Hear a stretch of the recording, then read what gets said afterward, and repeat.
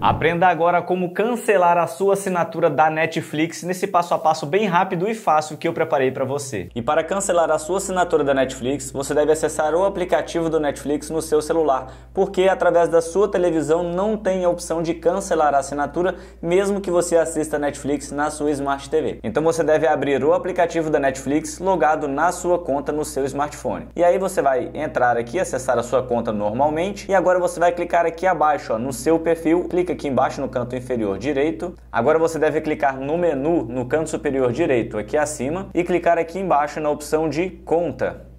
Você verá aqui nessa tela informações sobre a sua conta da Netflix. Você deve rolar para baixo essa tela até encontrar a opção chamada aqui, cancelar assinatura. Se por um acaso você também tiver a vontade de excluir a sua conta da Netflix, além de apenas cancelar, você pode rolar essa tela até o final e aqui embaixo também terá a opção para você excluir totalmente a sua conta da Netflix. Mas neste caso aqui nós iremos cancelar apenas a assinatura da Netflix. Clique no botão cancelar assinatura. Agora o que você deve fazer é copiar este link aqui, para você dar continuidade na exclusão da sua conta. Sim, eu sei que é um processo chato, mas é necessário fazer dessa forma. Abra o seu navegador e cole o link que você copiou aqui em cima, no seu navegador. Então selecione aqui e cole este link. Vamos pesquisar para acessar a página do link. Agora vai carregar uma página aí para você. Pode ser que seja necessário que você informe novamente os seus dados de login, como e-mail e senha. Para mim não foi necessário. Aqui em cima o Netflix te mostra até qual data a sua conta estará vigente, estará ativa. Apenas após esta data, a sua conta será cancelada e você perderá o acesso à Netflix.